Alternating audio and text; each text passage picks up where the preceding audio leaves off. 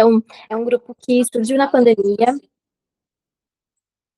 e que a gente pensou em fazer num formato diferente do que das nossas experiências acadêmicas. Então, é um grupo de estudos sobre discurso, interseccionalidade e subjetividade, sediado na UFO, mas por ser um grupo que surge aí do contexto online, nós estamos em cidades diferentes. Quem coordena esse grupo sou eu, Júlia Gambassi, e a professora doutora Mariana Peixoto, que é professora da UFO, eu estou no Unicamp atualmente. E a ideia do grupo sempre foi abrir espaço para que a gente consiga discutir os textos e oxigenar as ideias, os debates, né? Então, o ciclo, ele é um projeto de extensão do GEDIS, que é um grupo de estudos, que tem por objetivo promover ações de divulgação científica online gratuitas abertas à comunidade.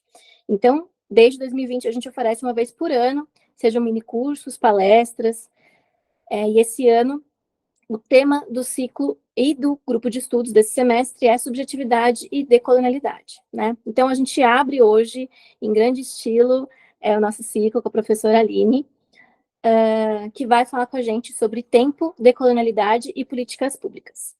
Então, a Aline é doutora em filosofia pela UERJ, com estágio pós-doutoral em educação pela Unirio, é bacharel em direito pela Unirio, com diploma de pós-título em direitos humanos e processos de democratização pela Faculdade de Direito da Universidade do Chile.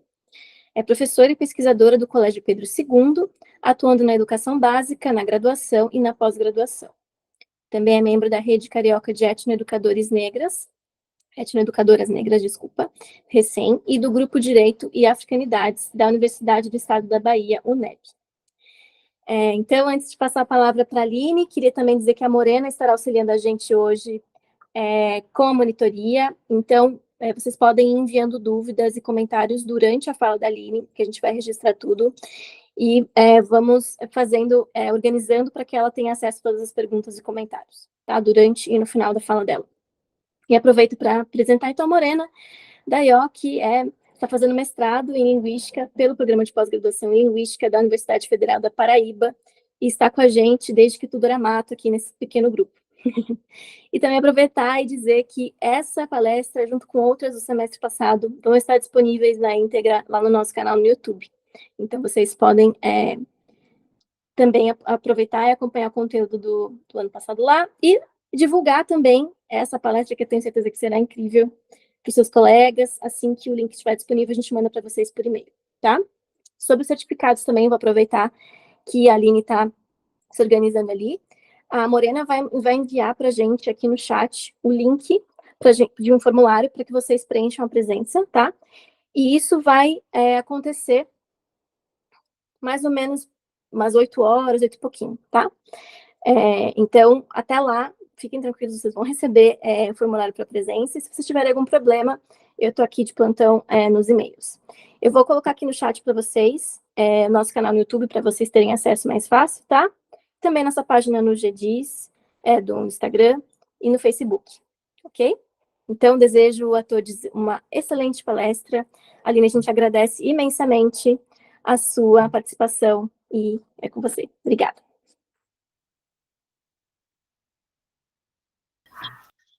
Olá, todo mundo, todas as pessoas presentes, boa noite. Meu nome é Aline, prazer estar aqui, trocar essa ideia. Agradeço o convite do grupo, né, de pesquisa, acho sempre interessante poder dialogar. Olá, Matheus, olá, Jéssica, Morena, Júlia, as pessoas, né, que estão ali olhando um pouquinho, gratidão, né, todo mundo que está aqui presente acompanhando.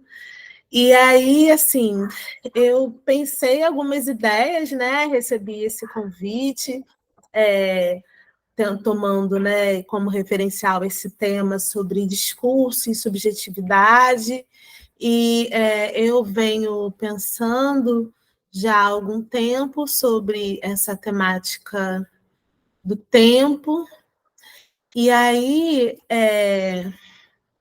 gostaria de pedir licença né? As pessoas mais velhas, as pessoas mais novas, a todo mundo que oportunizou esse encontro.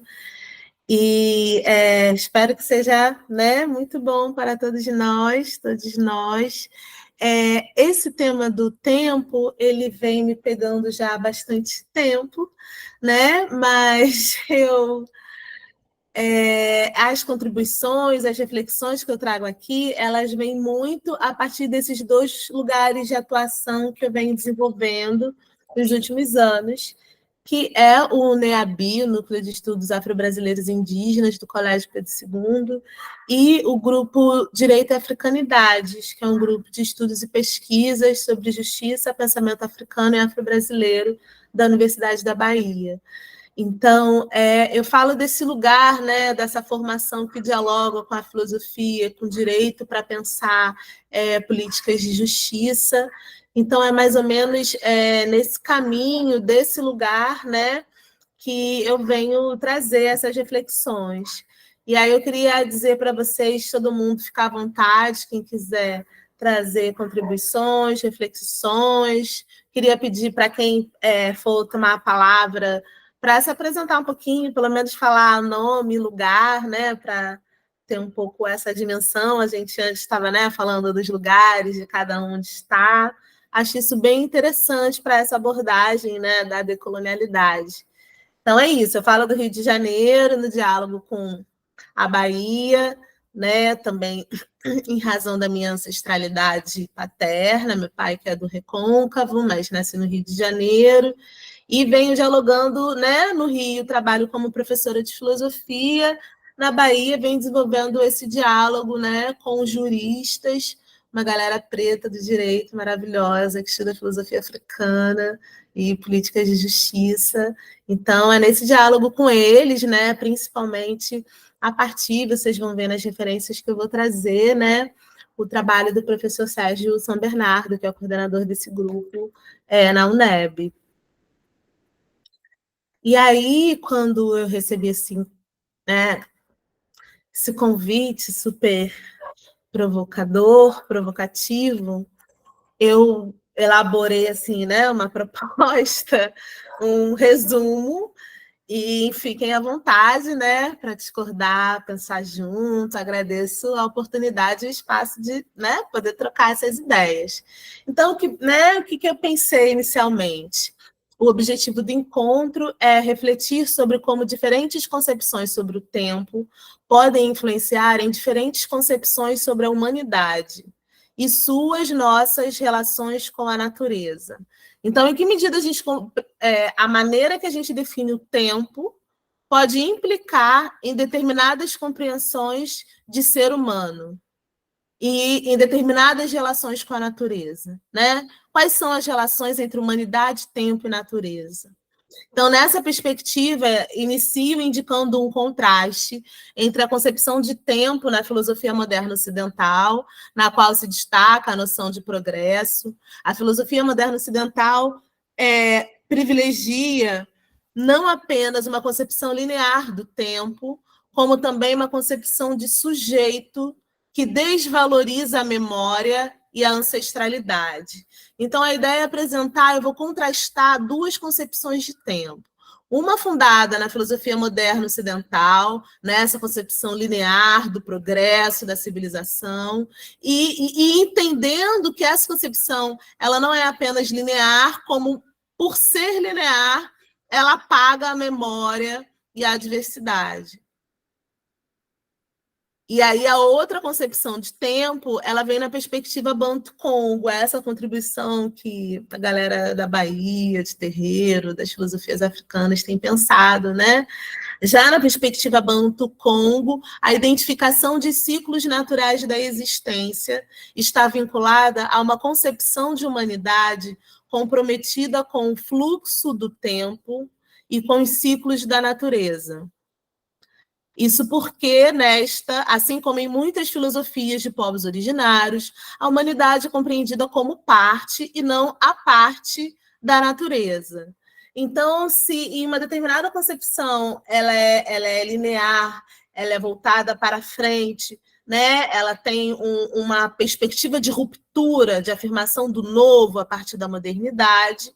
Na concepção Banto-Congo, a gente está tratando de uma concepção circular do tempo, em que a gente está pensando nos ciclos naturais da existência. Então, por isso, é uma concepção comprometida com esse fluxo cíclico, né? E aí, na medida em que esse tempo é cíclico, nós somos partes também, nós também participamos, né, desse processo, desse fluxo do tempo, né, da vida, em última instância. Por fim, com base nesse contraste, pretendo indicar as relações entre concepções do tempo e políticas públicas de justiça e memória. Dessa forma, pretendo destacar que políticas de ações afirmativas, de titulação e proteção de territórios tradicionais, bem como de combate aos crimes de racismo, genocídio e de ódio em geral, constituem não apenas políticas de justiça, como também políticas de memória. Uma memória comprometida com o passado, o presente e o futuro no agora. Né? Então, a perspectiva que dialoga com o pensamento orgânico do Nego Bispo, essa perspectiva Banto-Congo, né? Passado, presente e futuro se encontram no agora. Né? Então, esse presente ele tem que estar comprometido com essa dimensão mais ampla do tempo, né? Porque ele é um ponto de encontro nesse sentido. Então, é mais ou menos por aí que eu penso dialogar com vocês, né? Ficando muito vago, complexo, sei lá. Dialoguem comigo, fiquem à vontade para propor outros caminhos também, né? E aí eu tinha indicado como palavras-chave tempo, decolonialidade, políticas públicas. Eu vou passar um pouco batido nesse conceito, nessa debate aí de decolonialidade, mas acredito que a gente vai entender, né, onde que ela entra. Mas me interessa muito mais falar de tempo e políticas públicas através do viés das teorias da justiça, né? A gente está nesse campo de debate pelo que é a justiça. Então, queria já começar com o cosmograma Bakongo, né? Então, esse grama, né, vem dessa grafia, essa forma de escrita, de desenho, de grafar o cosmo, né? E o cosmo nessa compreensão de mundo ordenado, organizado, uma determinada ideia de ordem do mundo. Então, cosmo não é apenas mundo, é essa ordem do mundo, em oposição ao caos, que é a desordem. Então, o cosmograma Bakongo ele é uma representação desse funcionamento, dessa ordem do cosmo, na perspectiva, né, dos povos de raiz banto. Né? A gente entende que banto é uma matriz linguística muito ampla, que compreende inúmeros povos do continente africano. O referencial principal que a gente tem nesses estudos é um filósofo congolês chamado Kiabusenki Fukiao. Ele é um autor muito interessante, que chegou a visitar o Brasil diversas vezes, muito na Bahia, tem um diálogo muito interessante com a Makota Valdina, traduziu alguns textos do Kiabusenki Fukiao, e ele vai trazer essa compreensão, né, na perspectiva Bakongo, desse tempo circular que possui o que o professor Sérgio vai nominar como as barreiras do tempo. Né? E aqui eu trago um ensinamento banto compartilhado por Fukiao. Né?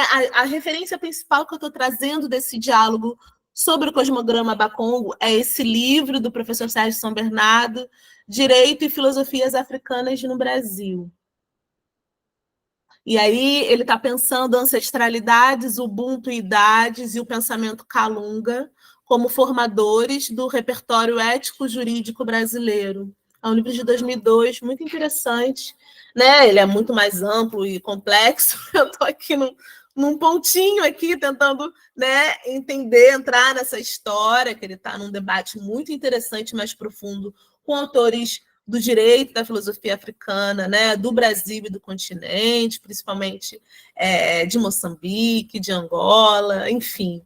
Uma galera com um debate muito interessante, né, que está pensando as políticas de justiça, que é um pouco o que eu vou trazer aqui, né, nesse debate, né, sobre, para além de perspectivas reformistas de um modelo ocidental que está posto, né, e por que não pensar as nossas organizações sociais e políticas, as nossas políticas de justiça fundadas nos nossos princípios, valores e filosofias africanos, dos nossos povos originários, né? Como seria o nosso sistema de justiça se ele, de fato, espelhasse as nossas filosofias, as nossas concepções do tempo, as nossas concepções de território, de humanidade, de vida, e assim por diante, né?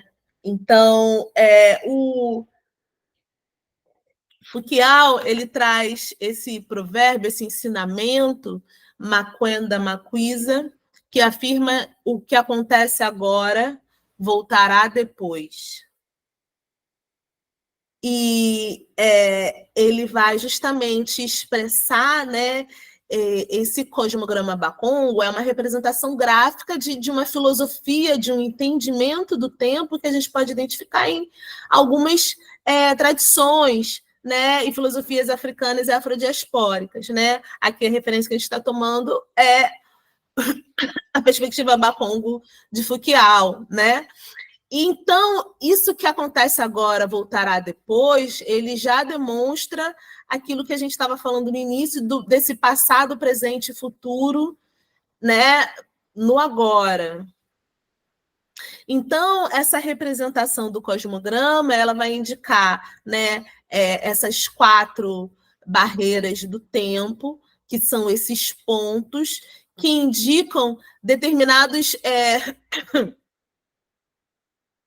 eventos, processos, pontos importantes, né, do processo cíclico da existência, da vida, né? Então,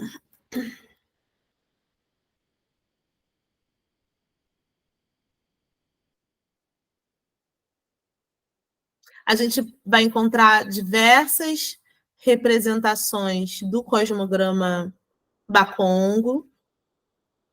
Diversos autores trazem distintas representações. Eu gosto dessa, que é muito interessante. Como vocês podem perceber, é muito complexo. Eu estou começando agora nesse estudo, então, assim, muita coisa também não sei. É um estudo coletivo. Que bom que a gente está no grupo de estudos. E é isso, assim, também. É um estudo que a gente também vem fazendo lá no Direito e Africanidade, da UNEB, com os juristas pretos, e também em espaços comunitários, de terreiros, de quilombos, né? Tem se pensado a aplicação, né, dessa filosofia na resolução de conflitos, né? Em comunidades menores, como comunidades de terreiro, comunidades de quilombo. É uma proposta que vem sendo pensada, praticada, desenvolvida, experimentada, testada por alguns grupos já há algum tempo, né? Um exemplo é o Quilombo Tenondé, que fica em Valença, na Bahia. E aí, então, essa representação do cosmograma, né? Então, primeiro ressaltar que na imagem anterior, né, tem esse sentido anti-horário, né? A gente vai ver mais na frente, vai relembrar, dialogar com o Nego Bispo maravilhoso, né? Que o começo, meio começo não tem princípio, nem meio, nem fim. A gente pode tentar começar por aqui embaixo, mas assim, né? Tem aqui esse início, ele vai nesse sentido anti-horário, a gente vai observar, né, essa flecha do tempo girando. Então, essa linha horizontal, ela representa a linha de Kalunga.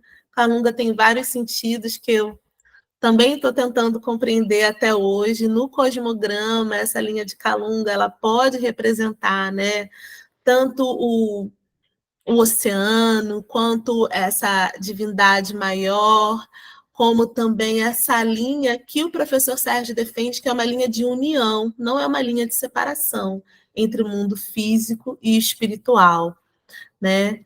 Então, essa linha de Kalunga, né, ela é cruzada através do movimento do cosmograma em dois momentos, no momento do nascimento e no momento da morte, né? E entendendo que a morte não é o fim, né? Essa é a filosofia dos inimigos do fim. Bastante, de uma maneira bastante intensa e profunda, na verdade, né? É pensar a filosofia da ancestralidade, né? Como essa filosofia da continuidade, não da ruptura. Então, a gente pode entendê-la em alguma medida como essa inimiga do fim, pelo menos, né? A gente pode, talvez, será que é possível escolher o que a gente quer dar fim, o que a gente esquece? Outra questão aí, enfim.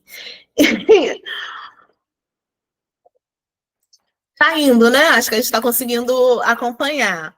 Então, nesse mundo espiritual, a gente tem esse primeiro ponto, que é Mussoni, não tenho certeza da pronúncia, peço desculpas se estiver pronunciando errado. É o momento da concepção. Esse momento da concepção, ele dura uma fase, um tempo, até o tempo Kala, que é o nascimento. A gente vai ver que cada uma dessas fases, elas podem representar diversos processos, né?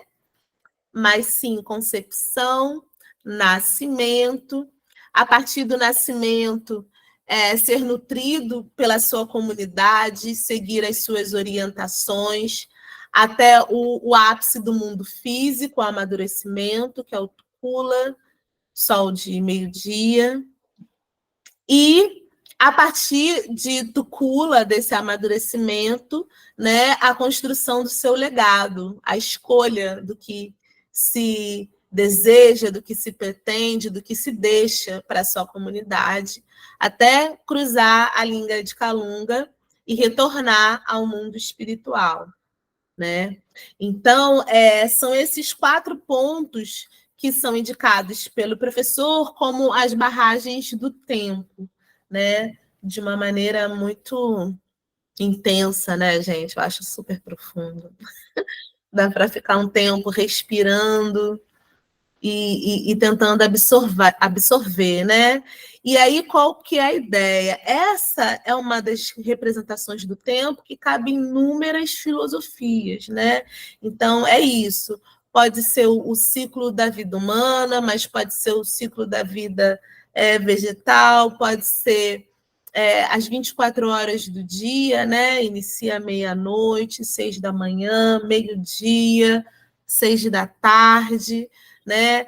Tem, enfim, processos inúmeros que podem ser pensados e dialogados com essa representação do tempo, né? A partir dessa perspectiva cíclica que dialoga, né, com os ciclos naturais da existência.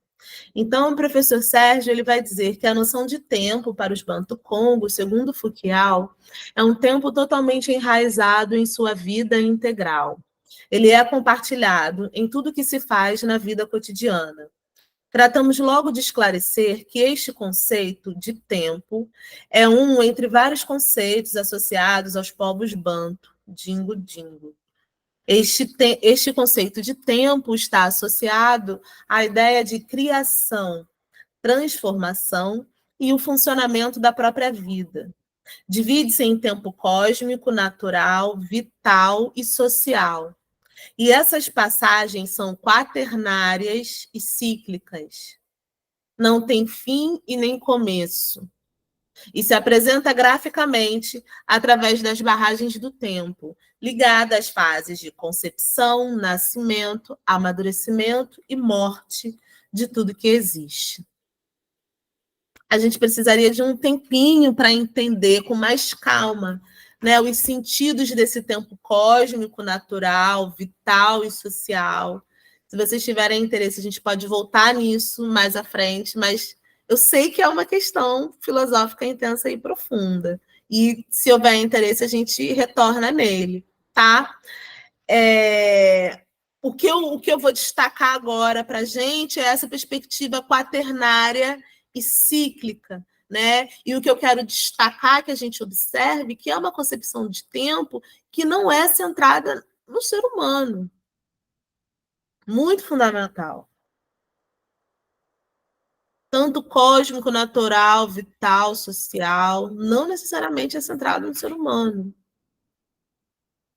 Então, essa perspectiva de vida integral ela é muito fundamental nas filosofias dos povos originários, e é muito fundamental que a gente incorpore essa filosofia nas nossas práticas pedagógicas, nas nossas políticas públicas, na nossa vida cotidiana, o máximo que for possível, me parece.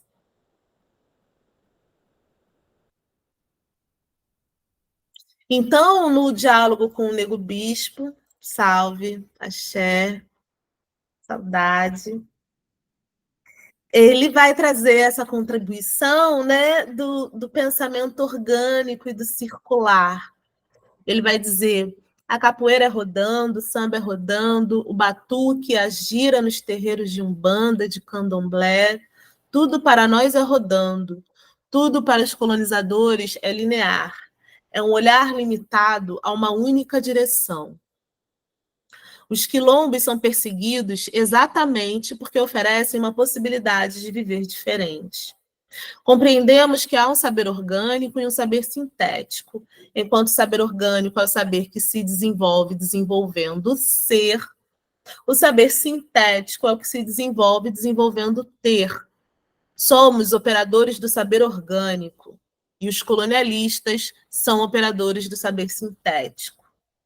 Aqui ele está falando justamente, né, de novo, de uma filosofia, de um modo de vida comprometido, vinculado aos fluxos da vida, aos ciclos da vida. Né? É um operador do saber orgânico.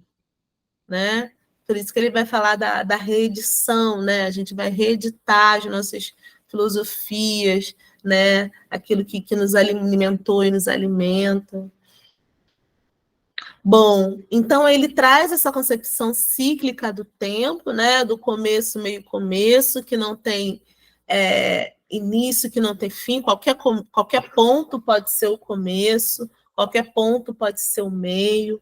Nesse diálogo também muito interessante, fundamental, com as suas gerações mães, geração avó, geração neta, geração filha. Essa linguagem que ele utiliza, né? Para dizer que quando passa por um momento de desafio, ele medita sobre os ensinamentos das suas gerações mais velhas. E as suas gerações mais velhas, o que elas diziam para ele quando ele conversava com essas pessoas? Né? Então, aí tem justamente essa compreensão cíclica, né? De que eu vou buscar no ensinamento ancestral como tentar resolver um problema do presente, não no sentido de reproduzir, de reviver o passado, mas de atualizar esses ensinamentos, né? São ensinamentos que são utilizados para o agora, para resolver os problemas do agora também, né? Então eles podem ser atualizados, eles podem nos orientar, né? E aí nesse sentido, só sinalizar que o Sérgio São Bernardo ele desenvolve um estudo, uma reflexão muito interessante sobre a ancestralidade, o caráter normativo, o caráter ético-normativo da ancestralidade. Como os provérbios e os ensinamentos ancestrais, eles possuem um conteúdo de orientação normativa que pode servir como fundamento para as nossas políticas de justiça. E é nesse sentido que ele vai dizer que a morte não é o fim, porque quando uma pessoa morre, ela deixa um legado, e aquele legado, ele dialoga, ele conversa com a gente, ele nos orienta, ele nos diz o que fazer, ele nos dá resposta, ele nos guia, e por que não ele pode ser também utilizado como referencial normativo para a resolução de conflitos, por exemplo. Né? Então, essa perspectiva do tempo quaternário, que pode ser observado, né, nos ciclos naturais, nas fases da Lua, do Sol, nas estações do ano, né? Essa relação também que é muito forte nessas filosofias da ancestralidade, do presente, da futuridade, como esferas de cuidado, né? Então, é uma perspectiva também que me parece que dialoga muito com essa concepção de tempo mais alargado, né? Um tempo que vai compreender não apenas aquilo que está à frente, né? Mas também aquilo que te sustenta, que te permanece vivo hoje. Então, também merece cuidado não apenas as gerações futuras, como também as gerações passadas, né? A memória do nosso povo, né? Os nossos referenciais de conhecimento, de cuidado e assim por diante.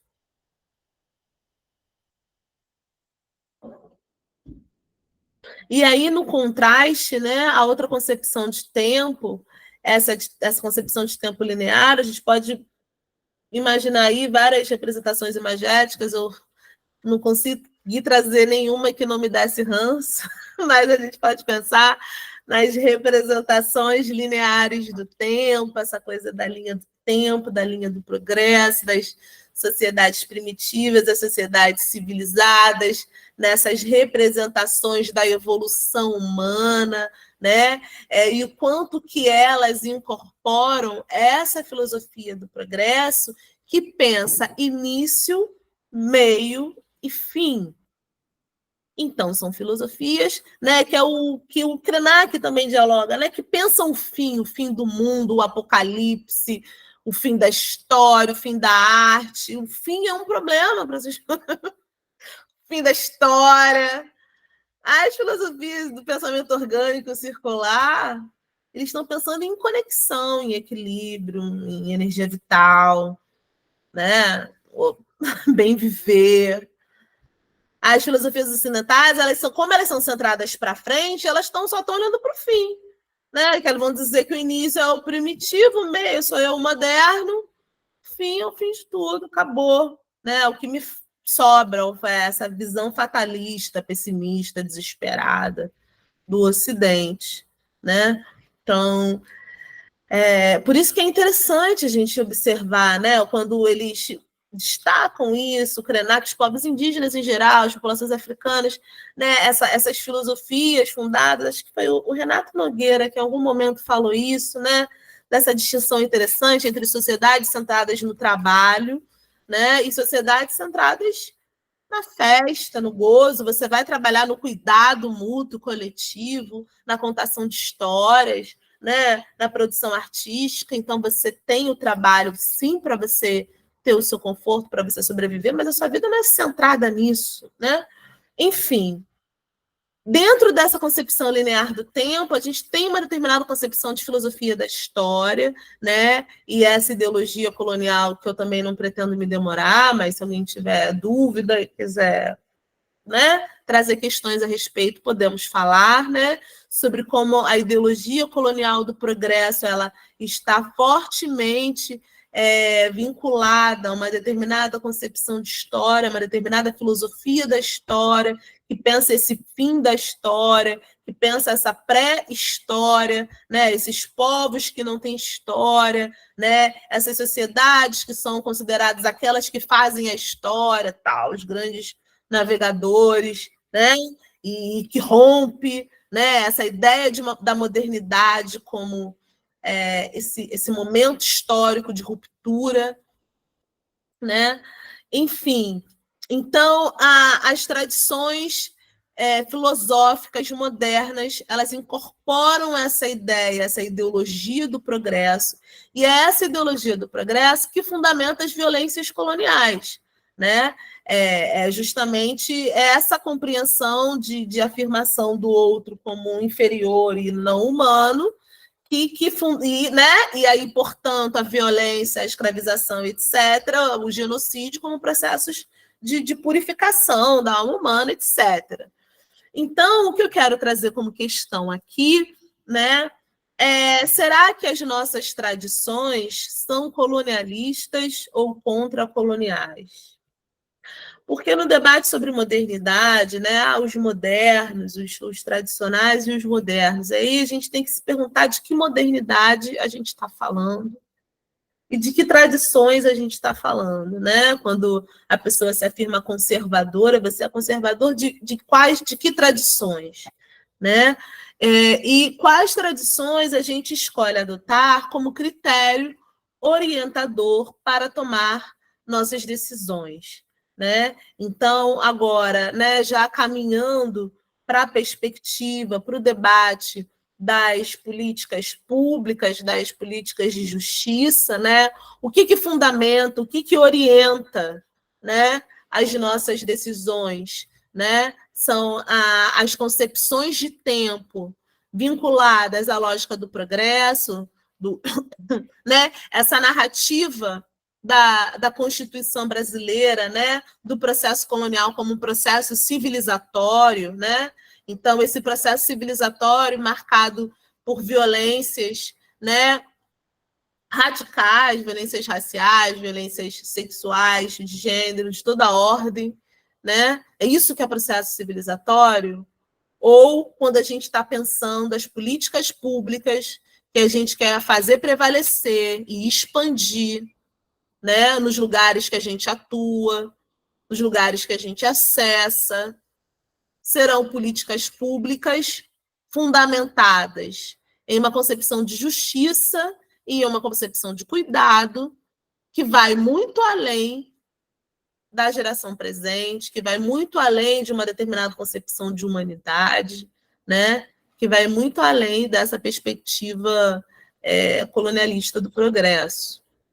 É mais ou menos por aí que eu quero caminhar. Tudo bem? Alguém tem alguma questão, alguma dúvida? Posso seguir? Tá de boa? Tranquilo? Vou seguindo. Se alguém quiser interromper, fica à vontade. Ah, sim, aqui tinha uma citação do... Sim, até esquecido, gente, mas está aí.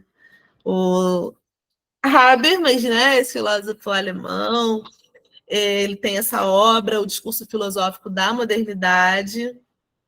Ah, que bom, ajuda a pensar aulas de história. Vou estar ajudando de alguma forma. Ele vai dizer... Ai, obrigada, gente. As interações, as caras e os comentários ajudam bastante. Valeu. E o Habermas vai dizer assim: a classificação ainda hoje usual, por exemplo, para a caracterização de disciplinas de história em Idade Moderna, Idade Média e Antiguidade, respectivamente História Moderna, Medieval e Antiga, só pode se compor depois que as expressões novos tempos ou tempos modernos, mundo novo ou mundo moderno, perderam seu sentido puramente cronológico, assumindo a significação oposta de uma época enfaticamente nova. Enquanto no Ocidente cristão os novos tempos significavam a idade do mundo que ainda está por vir e que despontará somente com o dia do juízo final, o conceito profano de tempos modernos expressa a convicção de que o futuro já começou, indica a época orientada para o futuro, que está aberta ao novo que há de vir. Com isso, a cesura em que se inicia o novo é deslocada para o passado, precisamente para o começo da época moderna. Somente no curso do século XVIII, o linear histórico em torno de 1500 foi compreendido retrospectivamente como tal começo. Então, o que ele está dizendo? Ele está dizendo que essa narrativa da modernidade é uma narrativa que se constrói em um determinado período histórico, que é o século XVIII, nesse contexto aí do Ocidente cristão. E ele vai dizer que vai começar a se desenvolver diversos estudos e publicações intelectuais que vão afirmar que aquele momento que se estava vivendo, né, século XVIII, 1700 e tanto, esse período aí do iluminismo, são tempos novos, novos tempos. Mas quando começou esses novos tempos? Lá em 1500. Com o que eles estão rompendo para dizer que a partir de 1500 surgiu alguma coisa nova, né? É justamente o contato com os povos originários das Américas, com os povos africanos, com esse processo de invasão, destruição, genocídio. É isso que eles estão afirmando que é a novidade. A expropriação desses conhecimentos. E aí é muito interessante porque ele está dizendo que a cesura em que se inicia o novo é deslocada para o passado, né? Você rompe com o passado em prol da afirmação desses novos tempos. E é a partir desse contexto que começam, né, mais à frente, lá no século XIX, as narrativas futuristas, neofascistas, apocalípticas, né, que são fundadas nessa narrativa de um progresso, né, totalitarista, que rompe com aquilo que é considerado, né, o que deve ser superado. Portanto, né, aquelas vidas e etc., que não importam. E aí eu proponho esse questionamento, essa reflexão, políticas públicas, progresso ou descolonização. Então, quando a gente está diante de uma determinada política pública, e aí especialmente, mas não unicamente, no Estado brasileiro, a gente identifica que ali está atuando uma determinada filosofia do progresso ou uma determinada filosofia de descolonização? Essa é a pergunta que eu quero fazer. Né? Ao definir as políticas públicas que consideramos fundamentais para a garantia da justiça, qual princípio orientador será escolhido para guiar as decisões de interesse público? E aí tem esse debate, né, no campo das teorias do Estado, também não pretendo me demorar muito nesse ponto, né, o modelo do Estado-nação, essa afirmação de uma narrativa única, uma língua, uma história, uma nação. No caso do modelo hegemônico, a concepção de tempo que prevalece, inclui a negação do passado e da memória, bem como o apagamento da diversidade étnico-cultural e biológica. Trata-se de uma narrativa da colonização como um processo civilizatório, privilegiando discursos de pacificação. Então, é muito interessante a gente observar, né? Foi uma professora de alguns anos atrás de educação básica, de uma professora de história, inclusive, que me atentou para essa questão dos discursos de pacificação, como isso é tão antigo como os discursos coloniais, assim, do 1500, os textos portugueses, tem textos portugueses sobre a invasão do Rio de Janeiro, como uma narrativa de pacificação, né? Desse período histórico. Então, o quanto que esse modelo de Estado-nação, essa afirmação do Brasil como um Estado-nação, a nação brasileira no singular, ela incorpora todas essas filosofias. Isso é muito importante, gente. Aqui só um desabafo, porque me angustia, entende?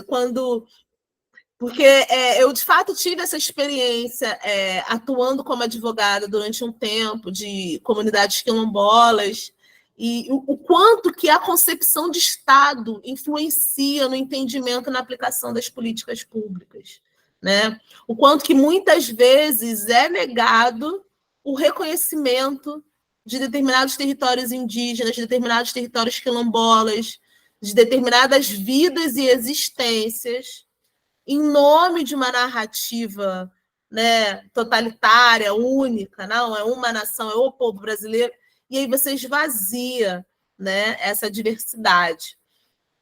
Então, é esse esvaziamento da diversidade que está presente nesses discursos de pacificação.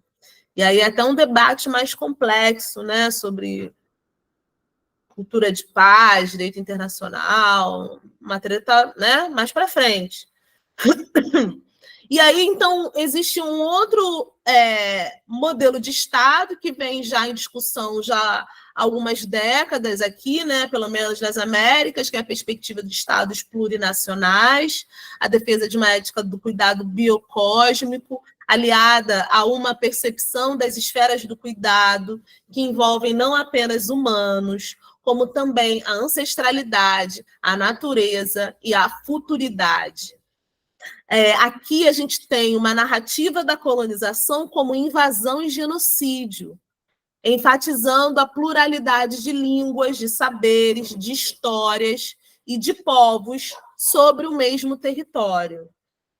Então, a perspectiva dos estados plurinacionais, que é esse debate que ficou bastante explícito, né, com o Estado da Bolívia, né, que é o Estado plurinacional da Bolívia, ele é o que expressa de maneira mais nítida, né, esse esforço pela construção de um outro referencial de políticas de justiça, inclusive de políticas de Estado, né, e que vai expressar justamente essas políticas de reconhecimento da diversidade linguística, da diversidade de histórias, da diversidade de saberes, da proteção dos direitos da natureza, que é um debate, né, que na Constituição equatoriana, boliviana, se fala sobre direitos da natureza, direitos de Pachamama, as políticas do bem viver, né, e que alguns autores do lado africano, afrodiaspórico, vão pensar esse debate no diálogo com a filosofia Ubuntu, para pensar essa ética do cuidado biocósmico,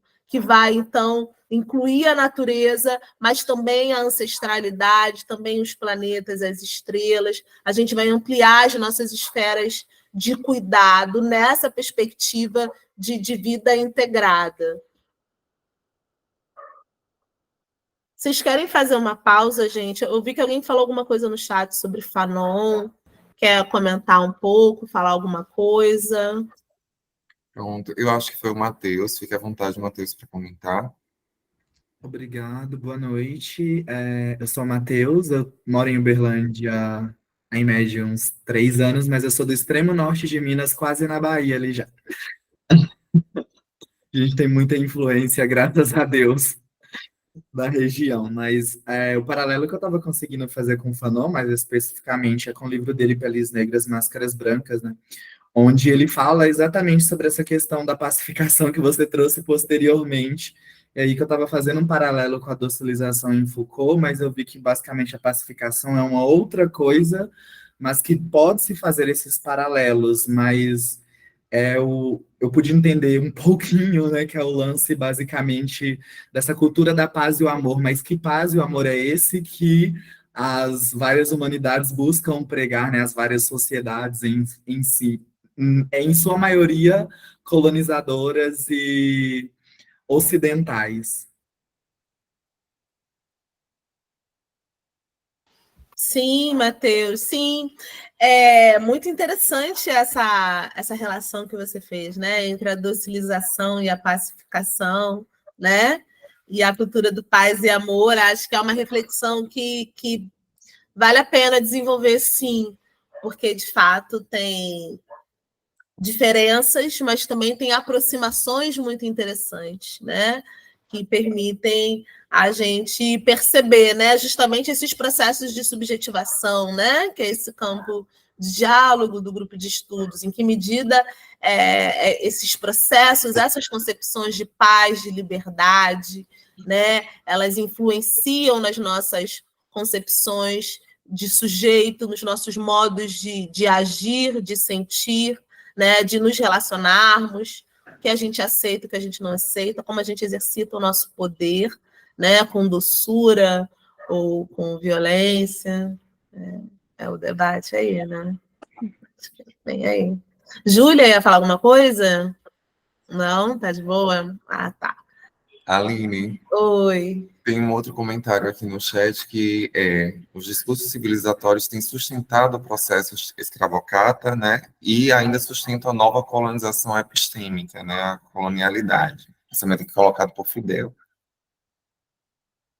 Sim, sim, justamente a colonização epistêmica, que é o campo aqui que a gente está em discussão, né? Que mal ou bem a gente está aqui num contexto bem acadêmico, discutindo produções de saberes, né? E aqui, justamente, é pensar em que medida essa colonização epistêmica ela nos impede de pensar outras possibilidades de políticas de justiça, de organização social e política para as nossas comunidades, de resolução de conflitos quando a gente enfrenta questões delicadas como violência sexual, violência doméstica, né? Quais referenciais, né, filosóficos, quais princípios e valores vão nos orientar, né? Então, se trata justamente disso, Fidel. Muito bem apontado. E a Rafaela pediu referências, né? Estou vendo aqui. Você pode depois passar mais algumas referências sobre a ética do cuidado biocósmico. Sim, esse professor, o nome dele é Basilele Malomalo, Ele é um professor da Unilab. Acho que Fidel conhece, sim. Ele é professor da Bahia, está lá na Bahia, né? Ele é da RDC, mas atua na Unilab e ele tem escrito textos muito instigantes, a meu ver, sobre essa ética do cuidado biocósmico. Eu vou jogar o link aqui no chat. Ah, você é da Unilab do Ceará, que massa. Eu acho que ele dá aula na Unilab da Bahia, né? Mas, sim, é justamente esse pessoal aí, maravilhoso. Eu super admiro. Então, agora aqui em Porto Alegre, na Federal do Rio Grande do Sul, ai meu Deus, saiu do Ceará, foi para o Sul. Esse Brasilzão. Se quiser tomar a palavra, Fidel, fica à vontade também, tá? Aqui, muito bom ouvir Sim, outras sim. pessoas. Oi, fala. Bem-vindo, boa noite a todos. Muito obrigado pela palestra, estou acompanhando, estou aprendendo muita coisa. Na verdade, não tenho muita leitura sobre os autores filosóficos, tratam sobre filosofia africana. Sou da Guiné-Bissau, da África. Estou aqui no Brasil já há mais ou menos 6 anos, cheguei no 2018. Fiz graduação na Unilab e depois fiz mestrado em Goiás e vim fazer doutorado aqui na URGS, Federal de Rio Grande do Sul. E eu acredito que, de certa forma, esses discursos civilizatórios e evangelísticos que são a base que sustentaram o processo da colonização. Por exemplo, no contexto guinense, na época, tinha essa ideia de que, para você ser uma pessoa civilizada, ser uma pessoa que futuramente vai fazer parte do quadro administrativo, você precisava, de certa forma, renunciar desde a sua língua, a sua cultura, as suas práticas culturais, para adquirir a língua portuguesa. Posteriormente, está vinculado àquilo que era entendido como uma pessoa civilizada. Quer dizer, tem que adotar as práticas culturais e comportamentais de um europeu, geralmente, nesse caso, o português. Isso tem sustentado até a fase, talvez, atual, que se discute, estou fazendo a letra, que se discute no aspecto de que se as variedades linguísticas de português africano, por exemplo, angolano, cabo-verdiano, guinense, são, na verdade, variedades ou são dialetos que não se discutem. Há pessoas que às vezes entendem que não, são uma variedade, subvariedade de português de Portugal, que não, são português tipicamente dessas localidades, desses países, embora com algumas semelhanças, mas não são as mesmas coisas, não? Tem o seu devido sua devida diferença em relação ao português que se fala, por exemplo, no Brasil e em Portugal. Em relação às questões linguísticas, isso são outras questões também que influenciam nesse processo que eu posso dizer que podemos entender atualmente como nova forma de colonização, que não precisa necessariamente do uso de força nesses territórios, mas ainda foi influenciado de certa forma pela imposição, ainda que direta ou indireta, que atualmente geralmente são exercidas pelo FMI e Banco Mundial. Era só isso que eu ia comentar. Mas a gente vai.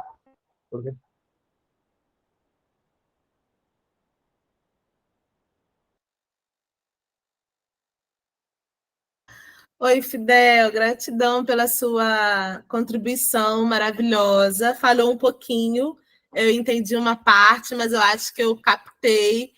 Você trouxe um relato, né? Se eu falei errado, você me corrija, por favor, tá? Se eu entendi errado. Mas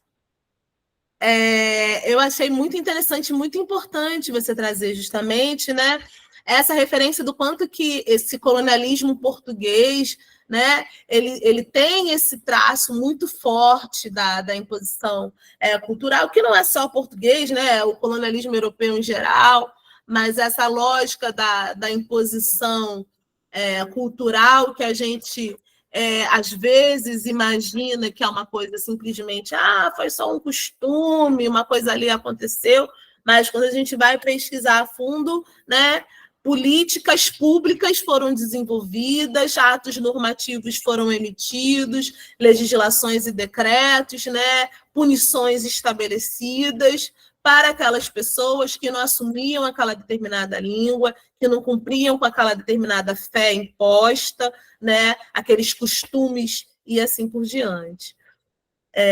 Graciele. Olá, vocês conseguem me ouvir?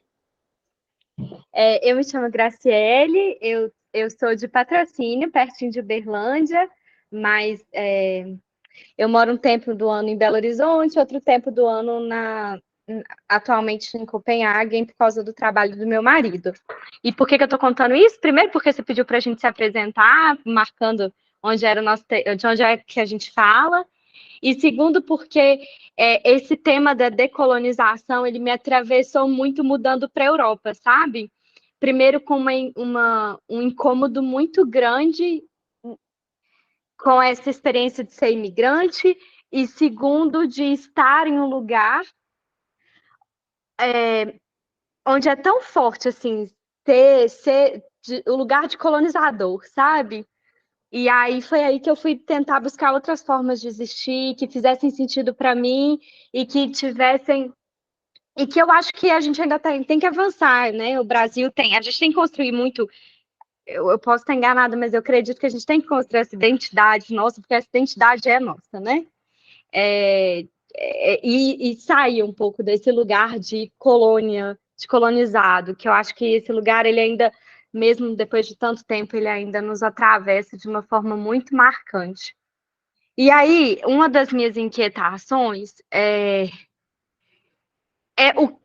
assim, o que a gente pode fazer? A gente que está preocupado com isso, com esse tema, o que a gente pode fazer no nosso dia a dia que a gente consiga levar essa palavra, porque eu acho, eu vejo assim, existe um sentimento de vira-lata muito grande aqui no Brasil, de colocar no lugar de que o povo europeu, ele sabe muito mais o que fazer, que o povo europeu é muito mais civilizado. Isso é um discurso que me incomoda muito.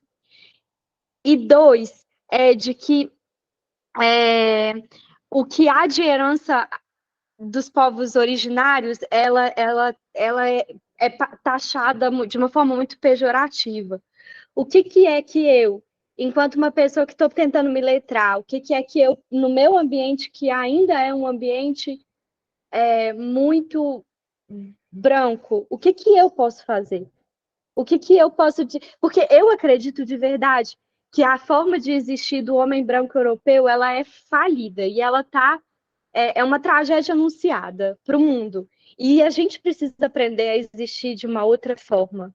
Então, eu, enquanto uma pessoa que problematizo isso, o que eu posso fazer no ambiente em que eu circulo?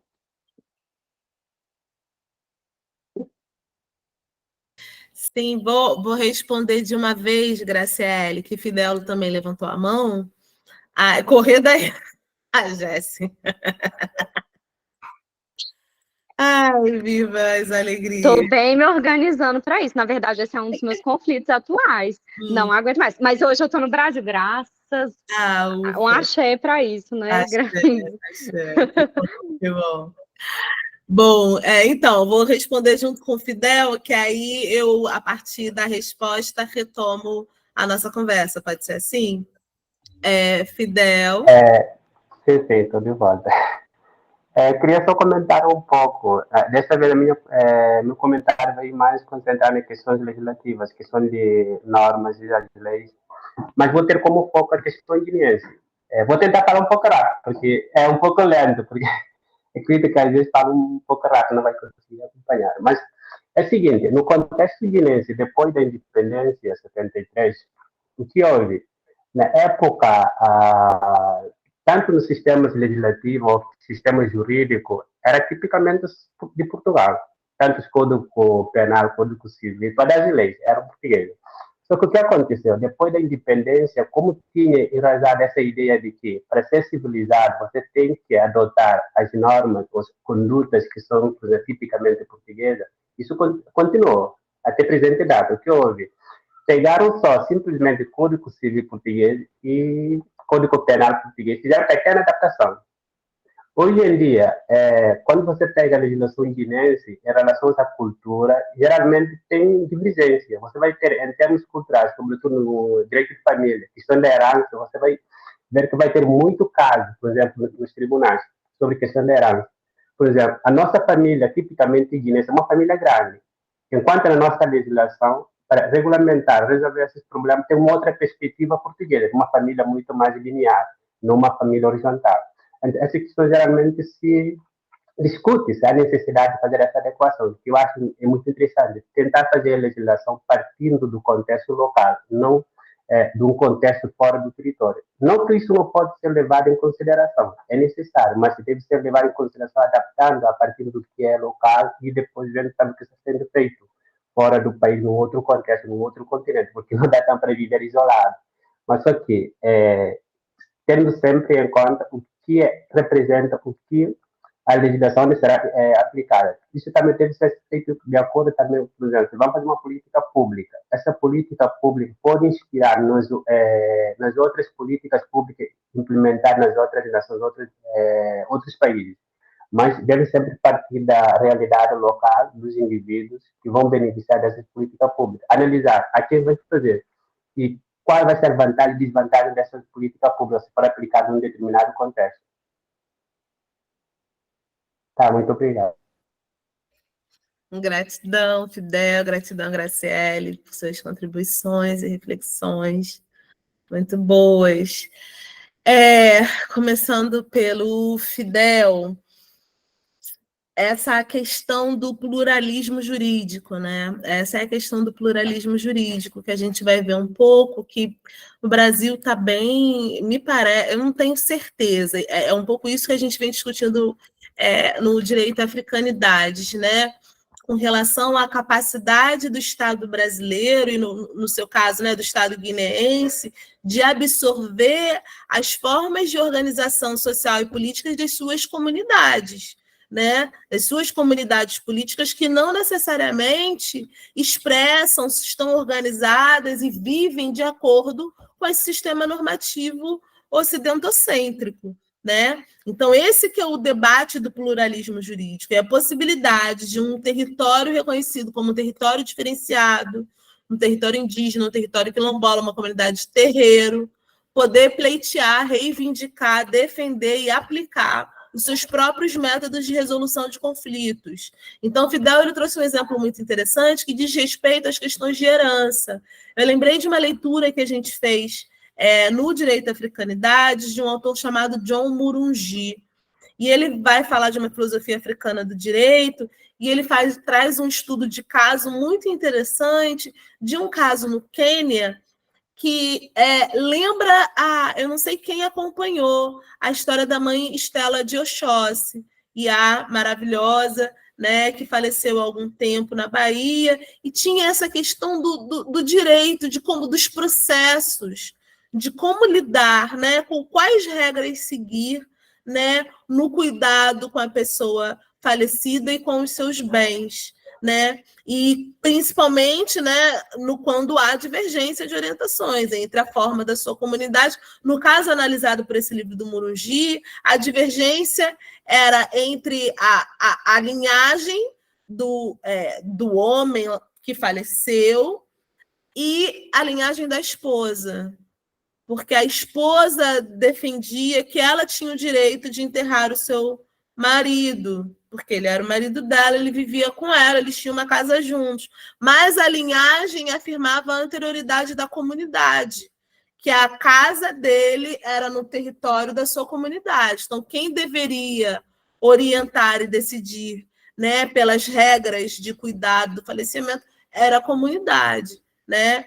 E nesse caso que ele analisa, que foi levado a julgamento no Quênia, venceu o entendimento da comunidade, né? Houve uma primeira decisão que entendeu pelo lado da esposa, e a última entendeu pelo direito comunitário, né? E, então, esse é um debate bastante interessante em torno das políticas de justiça e a descolonização, né? Envolvendo esse pluralismo jurídico, né? É esse tipo de conflito que é mais frequente, me parece, no contexto africano, mas que também pode surgir no Brasil de outras formas, né? E aí a Graciele perguntou sobre o que a gente pode fazer em termos de descolonização, né? É uma questão complexa, e por que é uma questão complexa? Por ser uma questão complexa, ela envolve ações complexas, ações diversas, nas mais diversas esferas. Então, existe um nível estrutural, né, do enfrentamento ao Estado, da corrupção, protesto. Existe um nível, né, social das suas relações de trabalho, de bairro, de vizinhança. Existe o nível familiar, é um outro enfrentamento. O nível familiar, não é mesmo? Né? São várias, um nível existencial, você consigo mesmo, revisando sua vida, etc. e tal, as suas relações mais íntimas. Muita coisa pode ser feita. Eu recomendo terapia, como sempre, certamente. Fácil não é, eu tô, né? Então, estamos todos nesse processo, porque trata-se de enfrentar traumas coletivos. Então, não é fácil para ninguém, né? E aí envolve disposição mesmo. Escolher as suas frentes de batalha, o que você consegue enfrentar hoje, agora, né? O que é possível para você, e a luta, né? E estudar, se juntar com quem está junto, né? Para, né, nessa outra construção de vida. Eu acredito que é mais ou menos por aí. Então, os exemplos. Eu super concordo, sabe, Aline? Mas uma das coisas. Mas eu acho que existe um senso de urgência hoje, assim, que, para mim, por exemplo, é a questão climática. E se a gente continuar, não sei, é uma angústia minha, mas se a gente continuar produzindo da forma como a gente produz, talvez em poucos anos a gente chegue numa situação muito irreversível, sabe? E se existem outros modos de a gente pensar, de a gente agir, de novo, pelo senso de urgência, assim, sabe? Ai, vamos fazer alguma coisa, não é possível que a gente vai ficar assistindo o aquecimento global, ou não é possível que a gente vai ficar assistindo a corrupção, ou as formas de resolver conflito tal qual elas são, e não estão funcionando há milhares de anos, sabe?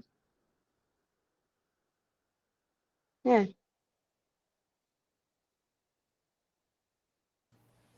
Entendi.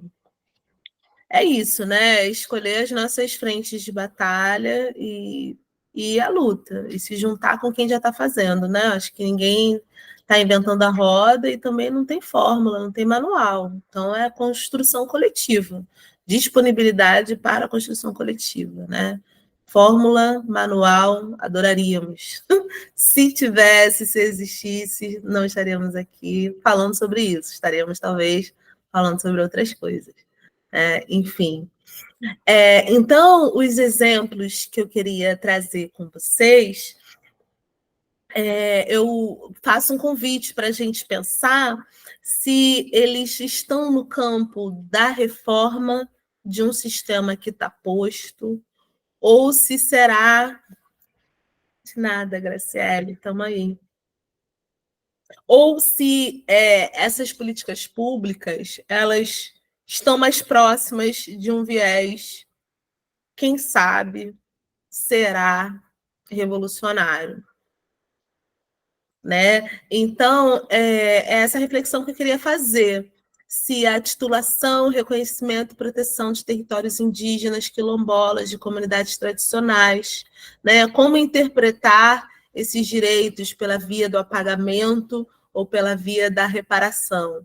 Parecem perguntas assim, muito óbvias e evidentes para a gente, mas muitas vezes, quando a gente vai ali analisar o debate jurídico, o debate político, né, é impressionante como as pessoas ainda estão discutindo, mas será que é indígena mesmo? Quilombola, será que existe? Não existe mais, já morreu, né? Então, é a via do apagamento ou é pela via da reparação? E aí entender, né? Quais são as filosofias que estão fundamentando, dependendo da maneira que você vai compreender a aplicabilidade, né? Da mesma maneira, o debate sobre marco temporal está aí, né?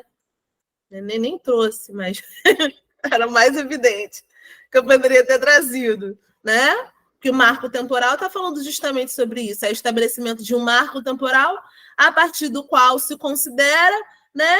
Fora desse marco, nada é considerado, tudo é apagado, como se não tivesse existido, né? Então, qual é a filosofia da história? Que concepção de tempo está presente no debate sobre o marco temporal, né?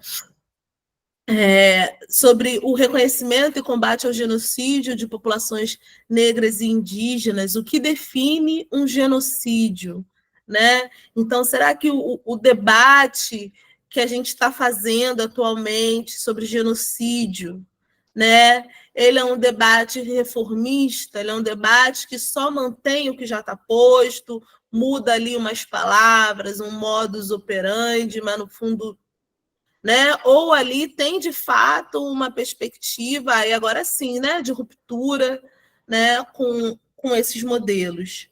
Né? Da mesma maneira, o debate sobre ações afirmativas na educação, nos concursos públicos, né? Como reconhecer quem é negro, quem é indígena no Brasil, em que medida o debate sobre a autodefinição ele também está dentro de um debate sobre uma filosofia do tempo, né? Porque quem somos nós também somos sujeitos ao tempo, né? A ação do tempo, e o tempo ele também contribui para a compreensão de quem nós somos, né? Dependendo justamente daquelas narrativas com as quais eu me identifico, eu me relaciono, né? Para a construção do meu discurso, da minha compreensão de mim mesma, né? E, da mesma maneira, os direitos das mulheres, pessoas LGBTQIAPN+, né? Não apenas os direitos sexuais e reprodutivos, em que medida, né, a gente pode pensar quais são as concepções de vida que estão em questão nesse debate. Então, assim, são muitos pontos esses exemplos, eu não consegui desenvolver todos eles, vocês fiquem à vontade para trazer contribuições e reflexões nesse sentido.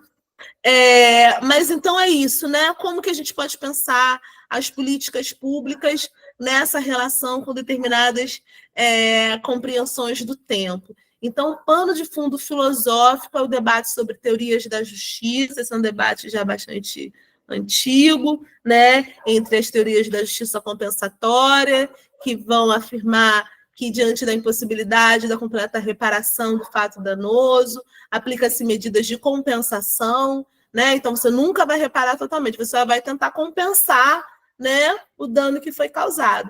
E a ideia de uma justiça restaurativa ou reparatória, que vai pensar na ideia de correção dos danos, de restaurar, restabelecer a situação anterior, né? E de fazer desaparecer os efeitos das violações, né? Então, essa é uma definição bastante interessante, né? Mais do que restabelecer o estado anterior à violação, né? Mas buscar fazer desaparecer os efeitos das violações cometidas, né? Então, esse é o pano de fundo que está nesses debates que a gente está desenvolvendo no campo da teoria da justiça, né?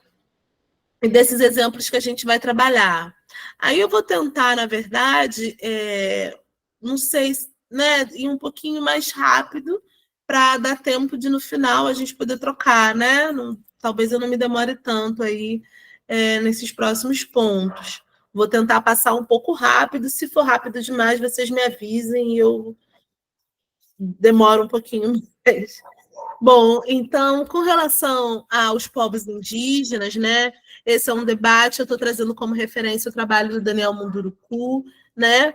Ele vai dizer que a atual Constituição Federal trata dos direitos dos povos indígenas de forma transversal, ampla e inovadora, reconhecendo que reside na diversidade cultural e não na incapacidade civil a necessidade de proteção jurídica especial destinada aos povos indígenas. O quão ridícula é a nossa Constituição, nosso histórico constitucional brasileiro. Até 1988, os povos indígenas eram considerados incapazes, relativamente incapazes, né? Que concepção de tempo que está atuando para dizer que os povos indígenas são incapazes de se manifestarem, de defender a si próprios, de depender de uma instituição para poder acessar políticas públicas e direitos fundamentais, né?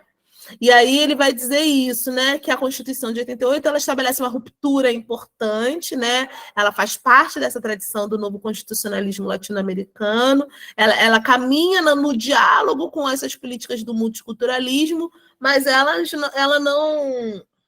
não chega a ser, né, uma Constituição plurinacionalista, mas ela está ali nesse debate. Né? Então, ela já vai fazer uma defesa da diversidade cultural que nunca houve, que foi inédita no Estado brasileiro até 1988. Né? O que possibilitou a elaboração, nos anos que se seguiram, de farta legislação infraconstitucional indigenista, contemplando essas minorias. Aí o diálogo com relação às minorias, a gente volta, contemplando essas minorias com direito à diversidade étnica, linguística e cultural, sem prejuízo de suas prerrogativas como cidadãos brasileiros. A Constituição brasileira, como resultado da ampla participação política dos povos indígenas e organizações dedicadas à sua defesa, consagrou um capítulo específico aos direitos indígenas. No capítulo dedicado aos povos indígenas, é possível identificar a nova orientação que daria base a uma política indigenista não mais baseada em visões europeias, mas defensora do multiculturalismo e, o que a gente estava falando antes, o pluralismo jurídico, ao reconhecer a organização social, costumes, línguas, crenças e tradições como direitos subjetivos dos povos indígenas. Né? Então, existe uma política de proteção dos territórios tradicionais, das terras originárias, né? Mas também há essa defesa fundamental que visa justamente romper nessa perspectiva, né, da decolonialidade, né, na esfera estrutural, que diz respeito ao reconhecimento do pluralismo jurídico. Né? Na Constituição, no sistema normativo brasileiro, isso ainda eu tenho muita dificuldade de identificar acontecendo o pluralismo jurídico, e com relação ao multiculturalismo, existe essa crítica que é importante, é fundamental, com relação a essa linguagem das minorias. Né? Então, as teorias do multiculturalismo, elas ainda estão inseridas dentro de uma narrativa, né, de alguma forma imperialista, que reforça o genocídio ao afirmar esses povos como minoritários, né, quando muitas vezes nem mesmo numericamente são. E se o são no Estado brasileiro, é em razão de um processo genocida, de tal modo que seguir afirmando esses povos como minorias é seguir afirmando o seu lugar, né, esse processo de genocídio.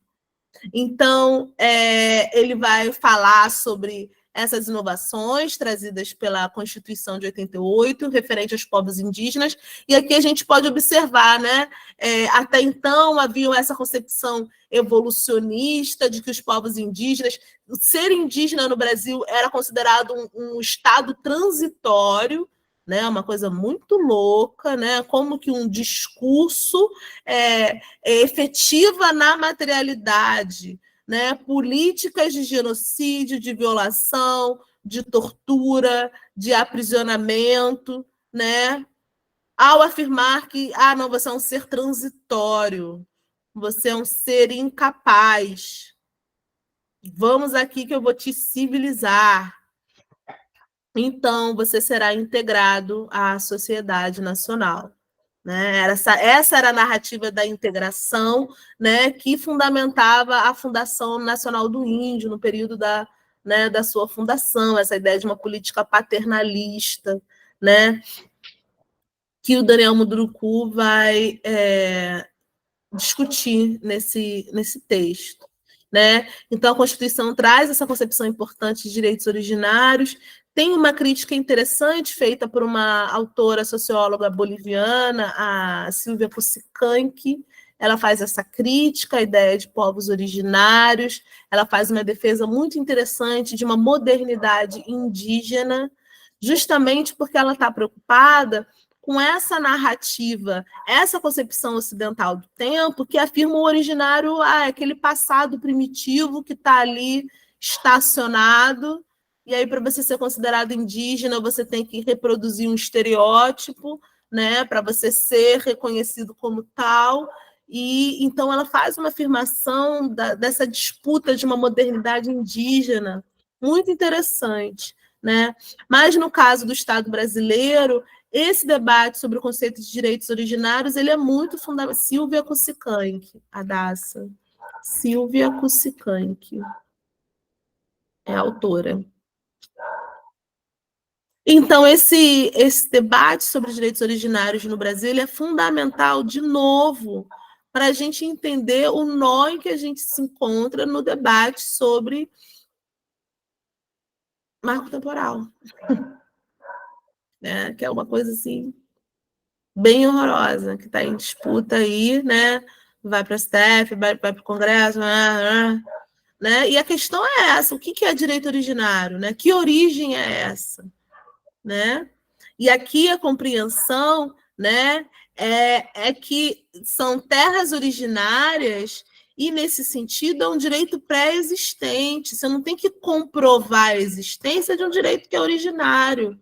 Qualquer título, né, de terra registrado em cartório, né, em território indígena tem que ser considerado nulo de pleno direito, de acordo com a concepção e a interpretação correta dos direitos originários, né? Porque é um direito pré-existente, anterior ao Estado brasileiro. É isso que está em jogo no debate, né, sobre o marco temporal, que, de novo, evidencia, né, essa discussão. Né? Então, aqui o que eu estou trazendo é que essa concepção de direitos originários ela não é um passado fixo lá, perdido, né? A gente pensa também, né, os índios urbanos, os índios não aldeados. Aqui no Rio de Janeiro a gente tem esse debate importante da aldeia Maracanã, né, do lado do estádio Maracanã, quase de frente para a UERJ, né, em que há ali uma defesa de um território indígena, de uma universidade indígena, né, dos indígenas na capital do Rio de Janeiro, enfim. Então, é esse debate que está em disputa, né? E que tem tudo a ver com a concepção de tempo que a gente quer privilegiar, né? Ele vai falar também que a Constituição que essa é outra loucura, né? Da gente celebrar esses ganhos porque de tão atrasado e rançoso que é o nosso sistema, né? Então ele vai dizer que existe uma inovação importante na Constituição de 88, que é o artigo 232, que reconhece a legitimidade processual dos indígenas, bem como suas comunidades e organizações, na defesa de seus direitos e interesses. Só em 1988, os povos indígenas passaram a poder pleitear eles por eles mesmos os seus próprios direitos, porque antes dependia da FUNAI, de um outro órgão, para falar por eles, né? Então, ele vai fazer essa defesa do autogoverno, a única forma de ação que se oferece como alternativa às várias modalidades de intervenção. Só um minutinho aqui, por favor. Carregado.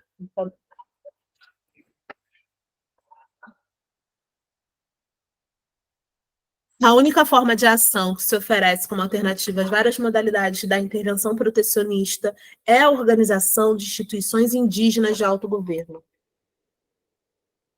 Por sua própria natureza, o planejamento e a implantação delas são incompatíveis com qualquer assessoramento externo paternalista, uma vez que a autonomia de comando deve começar pela definição dos mandos que se deseja instituir e obedecer.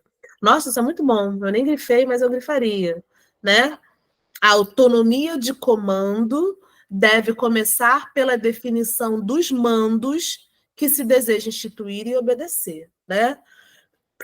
Então, a ideia de uma auto-organização, de uma organização autônoma, né, dessa organização política comunitária que define as suas próprias regras, né? Quais são os mandos que vão aqui me orientar? E se eu optar por seguir os mandos ancestrais do meu povo, né? Eu não posso me organizar de acordo com as minhas próprias filosofias, né? O que eu considero como mando, como uma ordem, como uma lei?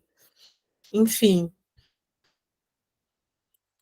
No debate com relação às comunidades quilombolas, eu tinha uma outra referência, não era esse o material, mas acabou ficando esse, tudo bem.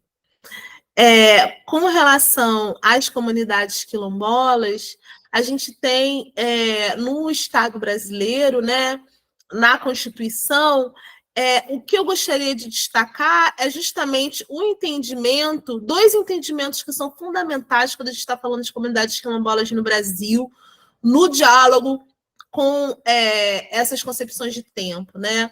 O que define quilombo?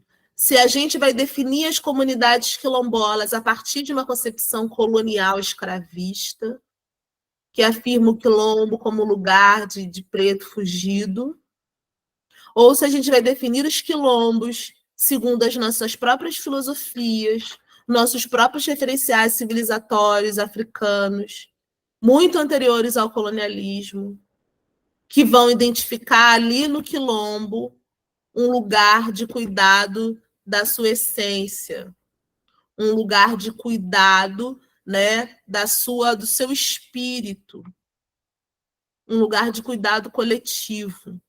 A Beatriz Nascimento tem estudos maravilhosos, né, e que ela vai fazer essa retrospectiva histórica, né, da pesquisa do quilombo, desde os seus processos de... Como é que se diz?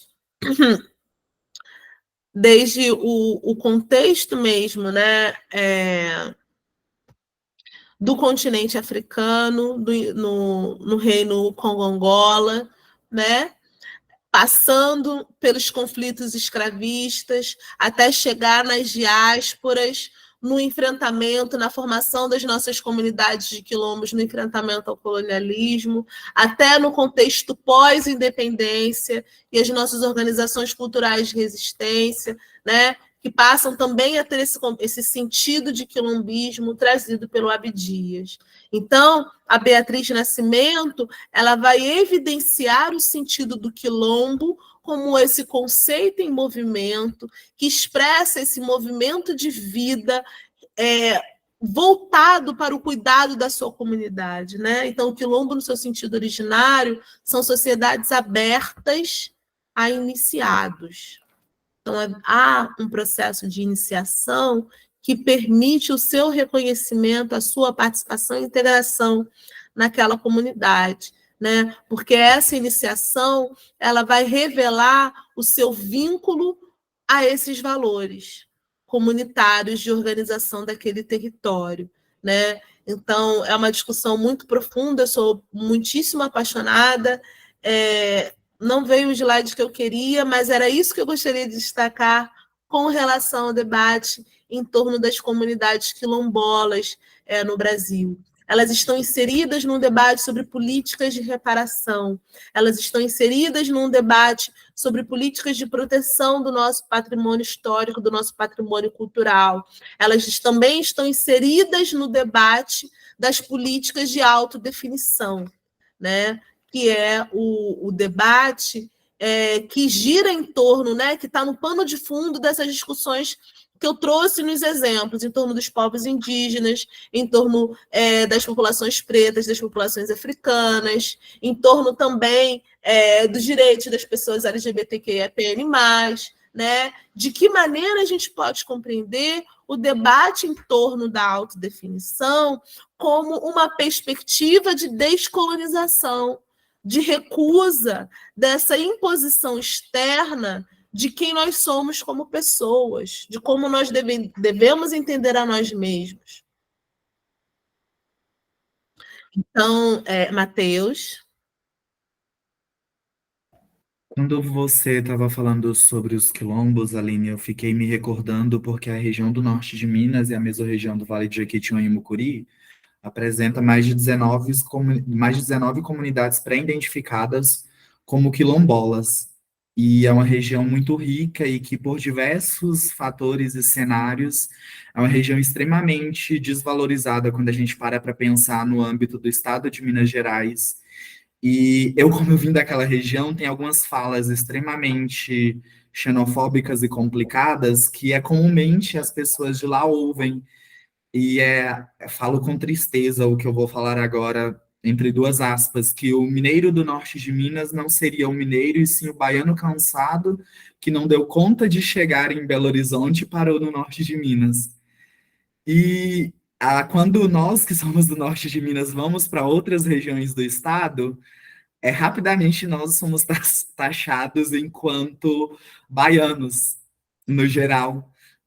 Por conta da questão da fala. Não sei se você vai conseguir perceber muito bem em mim, mas existe esse marcador e não tem como, né? Nossa identidade, não tem como nós nos desidentificarmos, por mais que o processo colonizatório fez esse processo de desidentificação em nós, desde as nossas raízes africanas, de África, desde as nossas raízes indigenistas.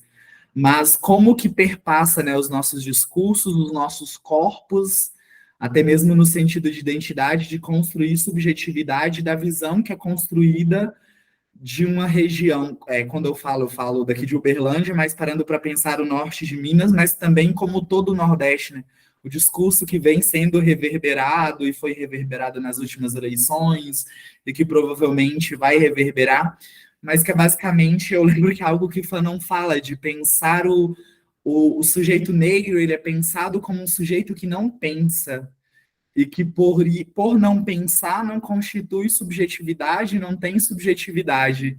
E eu tenho até uma professora que me deu aula na faculdade, ela é da luta decolonial, ela faz uns memes de vez em quando o criador do código cartesiano penso logo existe, parar e entender que as pessoas que não pensam também existem.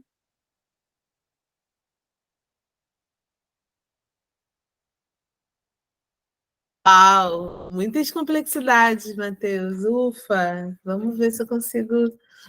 Mas, assim, primeiro, é muito triste quando a gente pensa sobre o apagamento das nossas comunidades e povos tradicionais do Brasil, né? Quando eu tive contato, me aproximei, né? Tive a oportunidade de viver um pouquinho de nada, né, próximo de comunidades quilombolas, dialogar com territórios indígenas, né, o quanto que a vida alarga, cresce, embeleza, né, enriquece. E é muito triste a gente observar o quanto que isso é apagado no contexto nacional brasileiro como um todo, né? Como é muito louco, realmente, é como se essas comunidades, esses povos não existissem. Então, esse esforço que a gente faz, né? Então, aqui eu trouxe algumas fotos dessa experiência que me marcou muito em Oriximiná, né, no Pará. Nunca tinha ouvido falar nessa cidade, Oriximiná, um dos maiores municípios do Brasil, né? Essa é a primeira comunidade quilombola titulada do país, a comunidade Boa Vista Trombetas, né? Foi titulada em 95, a primeira comunidade quilombola do Brasil, só na década de 90 recebeu sua titulação. Uma história, enfim, ficaria horas falando sobre isso, mas o que eu quero dizer, né, no tanto que existe de apagamento desses povos e comunidades, é o tanto que existe de apagamento da história desse país, é o tanto que existe de apagamento de nós mesmos, das nossas próprias identidades, né? Então, o Jaider Esbel, né, esse artista indígena macuxi maravilhoso, né, ele vai falar do quanto que é fundamental a gente assumir a crise de identidade que existe no Brasil. A crise da identidade na nação brasileira, a gente precisa assumir isso. Existe uma. E aí, o que a gente vai fazer? A gente vai seguir afirmando a nação brasileira, o Brasil do futuro, o que quer que seja, né?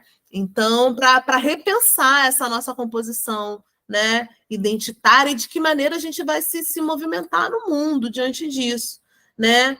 Então, essas compreensões, né? A compreensão dos quilombos como territórios coletivos, fundados em valores de base africana, bem como na resistência e resistência afrodiaspóricas, a importância de uma compreensão contemporânea e não colonial dos quilombos. É muito fundamental a gente romper com essa narrativa, com essa definição, a quilombo, local de escravo fugido. Não, essa definição portuguesa, a definição que Congo-Angola é muito mais antiga, muito anterior. Os estudos de Beatriz Nascimento são pelo menos do século XVI, século XV, que ela vai trazer esses referenciais, né? Então, a gente não precisa tomar como referência o referencial colonial, né? Não é o colonizador português que vai dizer para a gente o que é quilombo. E isso era o que estava em jogo na discussão que foi levada ao STF, né, com relação à legislação, o decreto 4887, que foi o decreto que regulamentou a titulação de quilombos no Brasil. Ele foi questionado no STF por uma ação de inconstitucionalidade, justamente em razão do direito de autodefinição. Então todo mundo vai se dizer quilombo. Não é assim, né? Uma identidade comunitária, existe uma história complexa, né? E então a gente tem na legislação brasileira diversos instrumentos, na legislação internacional eu destaco a Convenção 69 da OIT, que também é muito interessante, de novo, dentro dessa perspectiva do tempo, né? Porque é uma convenção da Organização Internacional do Trabalho sobre povos indígenas e tribais, é a linguagem que eles utilizam, né? Também vale. Mas ali é uma convenção da Organização Internacional do Trabalho. Por que a Organização Internacional do Trabalho está falando sobre povos indígenas e tribais? Né? Povos historicamente invadidos, genocidados, né? Submetidos à exploração do trabalho através da escravidão. A Convenção 69 da OIT, ela traz nominalmente o direito à autodefinição. E é muito fundamental a gente compreender o direito à autodefinição como, a meu ver, uma política de descolonização fundamental, que a gente precisa naturalizar, normalizar, né? Enfim. E a lentidão dos processos de regularização e ameaça à vida. Faltam 10 minutos. Talvez seja melhor parar por aqui, né? Eu ia falar sobre combate ao genocídio, ia trazer mais algumas reflexões em torno das teorias da justiça, mas eu não sei se é melhor a gente interromper por aqui para a gente poder dialogar nesses 10 minutinhos que faltam, ou se vocês acham que vale a pena eu falar mais uns 5 minutinhos, não sei. Matheus? Aline, eu acho que a gente tem que marcar outro dia para você continuar, porque o tempo, entre duas aspas, está contra nós.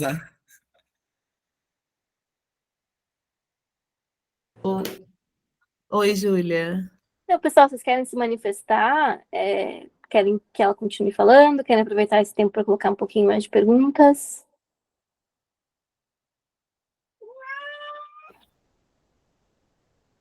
Oi, Naira.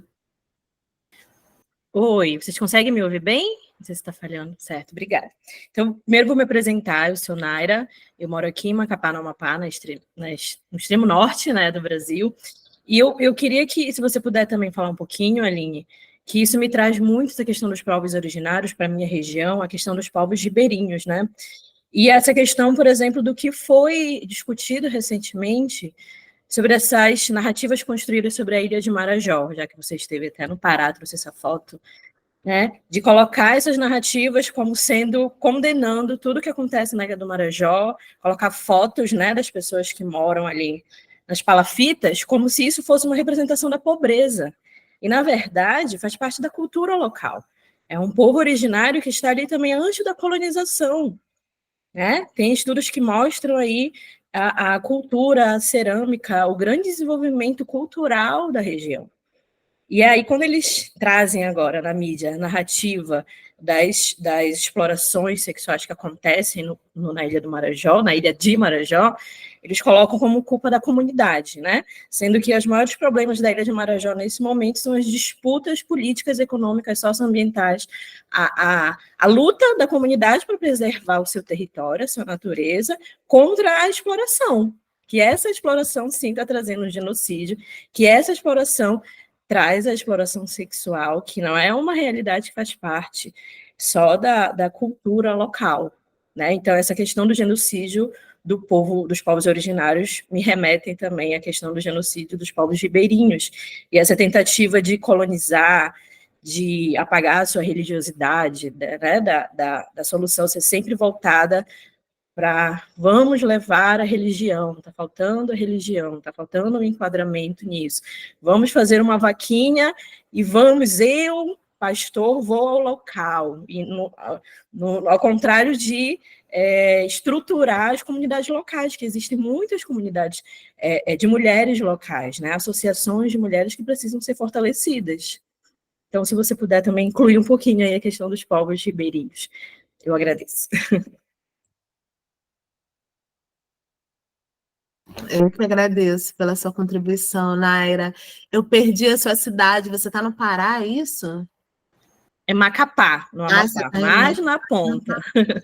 Ai, gente, ai. O Brasil é tão incrível, né?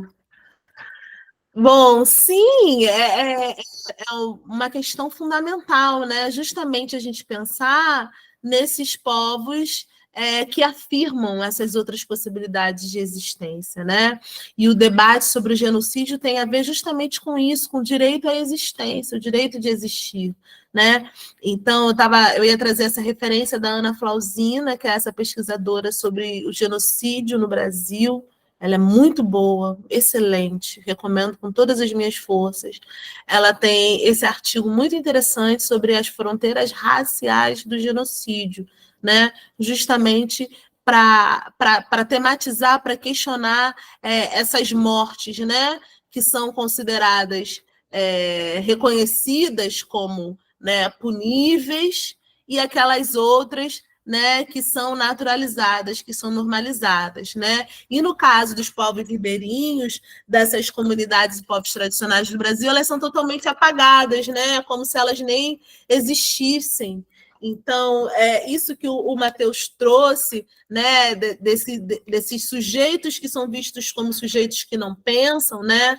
E aí é muito interessante isso que a Anaira trouxe com relação à luta pelo território, que é totalmente apagada e invisibilizada em nome, né, de um discurso moralista que não necessariamente está, de fato, preocupado e engajado, vinculado, comprometido com a luta coletiva desses povos e comunidades, né? Então, eu não tive a oportunidade de conhecer a Ilha de Marajó, adoraria, né? Mas essa é uma perspectiva fundamental, e eu acredito que esse é um pouco dos ensinamentos que o Nego Bispo também traz para a gente, quando ele fala dessa distinção entre a descolonização, a decolonialidade e a contracolonialidade, né? Então, esses povos tradicionais, ribeirinhos, indígenas, quilombolas, né, que falam desde esse outro lugar, dessa afirmação, eles vivem e praticam esse outro modo de existir, eles estão nesse lugar dessa contracolonialidade, que eles são essas frentes de resistência. E que a nossa melhor maneira de se juntar, né, é na escuta, no aprendizado, né? No lugar de fortalecer as lutas que já estão postas, que já existem há bastante tempo, né? Do que assumir esse lugar diretivo, né? do ocidental, que vai afirmar: eu sei o que fazer, vem aqui, vou te dizer, vou te mostrar, né? Então, é mais ou menos por aí que eu entendo, que eu penso que é o debate, que não é tão simples quanto a gente gostaria que fosse, né? Porque envolve muitas complexidades, principalmente esse processo da tomada de território, né? E aí, então, para fechar nesses 5 minutinhos, não sei se mais alguém tem alguma questão, se quiser falar, trazer, fica à vontade. Eu vou só trazer, então, um pouquinho esse referencial com relação a essa discussão em torno do combate ao genocídio, né? Então, eu faço um destaque aos estudos de Ana Flausina, que apresentam uma crítica às características eurocêntricas da justiça penal internacional, na caracterização do genocídio e na consequente negação da vitimização genocida das comunidades negras na diáspora. Esta dinâmica é amplamente sustentada pela sobreposição simbólica entre o genocídio como uma categoria geral e o Holocausto, sinalizando padrões históricos que situam a violação de corpos europeus como uma expressão única de terror e desconsideram as expressões de sofrimento negro nos preceitos da justiça internacional. Segundo os estudos da autora, a destruição social, econômica, cultural e política da coletividade era o conteúdo a ser protegido pelo novo instrumento jurídico internacional a combater o genocídio.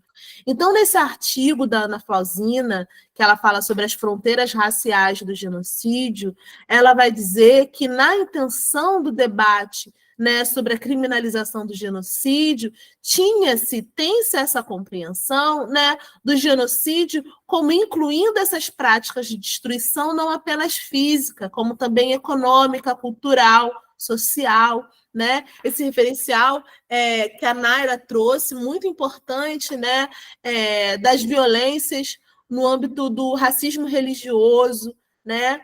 Como que isso implica também em políticas de morte dessas populações. Então, a autora ela vai trazer esse referencial da Convenção das Nações Unidas, né? E esse debate em torno da intenção de destruir. Então, é muito louco como para a gente que está no diálogo mais próximo com os movimentos sociais, né, a gente identifica de maneira muito mais evidente, né, o genocídio em curso quando as populações pretas, as populações, né, trans e travestis no Brasil, né, e o quanto que nesse discurso oficial, mas qual era a intenção? Havia intenção ou nem intenção? Mas foi só uma pessoa, não foi o grupo como um todo, né, e desconsidera os efeitos dessas políticas, né. Então, enfim, interessante aqui o que eu quero destacar nesse final, já que a gente já está caminhando para o final, é que nos interessa, a gente que está nesse grupo do direito e africanidades, né, pensar não apenas as críticas ao Estado, né, como também as possíveis vias de enfrentamento a partir dos nossos próprios referenciais filosóficos, éticos, normativos, jurídicos e de justiça, né?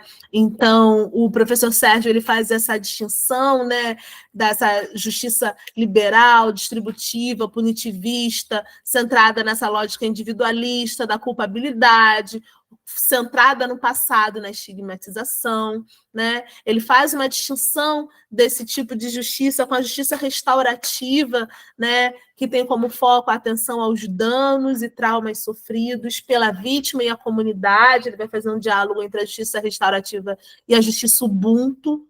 A primeira diferença que a gente identifica é sair da perspectiva individualista e ir para uma perspectiva centrada na comunidade, né? O quanto que os conflitos eles afetam uma comunidade, não é apenas vítima e agressor, né?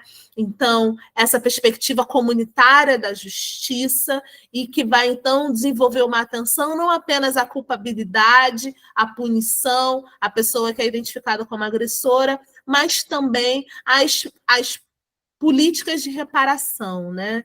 De que maneira a gente pode restabelecer a memória, de que maneira a gente pode restabelecer a verdade, os direitos fundamentais e a justiça, né? E aí essa diferença da justiça ubuntu nesse desafio da busca pelo consenso, e que aí essa dimensão do tempo também é diferente, esse tempo alargado, né? E através desse diálogo com saberes do passado, nessa noção de responsabilidade ancorada em um justo ancestral, mas voltada para o futuro, né? Então, aquele pássaro, né, de que se fala, desse Itã de Exu, né? Mata um pássaro hoje com a pedra que jogou ontem, mata ontem com uma pedra que lançou hoje, né? É essa perspectiva de um tempo circular em que passado, presente e futuro estão em constante diálogo. Então, uma ação hoje, ela pode reparar um dano do passado, da mesma maneira como uma ação no passado, ela pode ter algo a nos dizer no dia de hoje, né? E é nesse sentido que a gente pensa que os mortos falam, que a morte não é o fim, que ela também pode nos orientar, se a gente encontra, né, algum sei lá, algum referencial de um território quilombola brasileiro, ele não pode nos orientar a forma de organização da República de Palmares, a pensar o presente, não no sentido da reprodução, mas no sentido da orientação, né? Enfim, então era mais ou menos por aí que eu queria dialogar com vocês. Agradeço muito pela escuta. Caso alguém tenha algum comentário, dúvidas, etc., estamos aí. Obrigada. Devagar, mulher, que a gente tem que dormir daqui a pouco, se a gente não vai dormir. Ai, Aline, eu queria te agradecer, assim, eu particularmente, porque tudo que você foi nos levando e nos trazendo, e assim, você foi falando de território, eu fui parando para pensar que, geograficamente falando, minha cidade está localizada no norte de Minas. Mas culturalmente falando, politicamente falando, eu não vou comentar, porque as eleições historicamente sempre comprovam isso. Minha região definitivamente não está no norte de Minas, e sim ali no sudoeste da Bahia. E o quão, assim, depois de um tempo aqui em Uberlândia, eu sinto orgulho em, às vezes, brincar com as pessoas. Eu sou do norte de Minas, mas eu sou mais baiano que mineiro. E é realmente aceitar essa nossa ancestralidade, né? Esse pertencimento dos nossos, né? E parar para pensar esse tempo que você traz, assim, é muito mágico, a palavra que eu estou usando aqui, porque eu não tenho outra, mas essa lógica de que o que aconteceu impacta no que vai acontecer, enfim, não existe uma linearidade, né, de presente, de passado e futuro, e isso dá uma vontade de viver assim imensa, poder se apropriar disso e tomar isso para mim é muito forte. Eu só agradecer mesmo, muita axé para você e muita luz na sua vida. Gratidão imensa, Matheus. Eu vou só agradecer com muito amor e carinho pelas suas palavras. Que em breve a gente se abrace, se encontre. E viva a Bahia, né, gente? Agora, que referencial baiano é esse que a galera tá, ao mesmo tempo, reconhecendo e rejeitando, né? Para dizer que é Bahia, que não é Minas, né? Eu sou suspeita para falar da Bahia, não vou nem entrar nesse assunto. Mas assim. Mas obrigado, viu, por esse finalzinho aí, porque eu já vou anotar e vou pensar para dizer que a Bahia que não é Minas. Pesado e bom, faz refletir. É uma viagem, muita coisa para se. Não, você trouxe tantas questões incríveis, Matheus. Você é excelente. Se cuida, mantenha aí a sua vida em paz, tá? Para você continuar estudando, contribuindo para a gente. Júlia? Bom, reitero aqui todos os comentários de agradecimento e de que foi muito bom, acho que vai ressoar aí com muitas coisas para a gente, né? E fiquei pensando também, Aline, ano passado foi publicada uma tradução em Engatu da Constituição Federal, né? E eu fico pensando, queria ouvir você, na verdade, não fico pensando não, queria ouvir você sobre o quanto que essa é uma medida reparativa ou não, o que isso pode possibilitar efetivamente para os povos indígenas. É claro que o peso simbólico, ele está aí, né? Mas, para além disso, para a efetividade dos direitos, assim, eu fico me perguntando porque eu estou dando uma aula de tradução e a gente abre o curso falando sobre isso. E queria te ouvir nesse sentido, se você puder falar um pouquinho.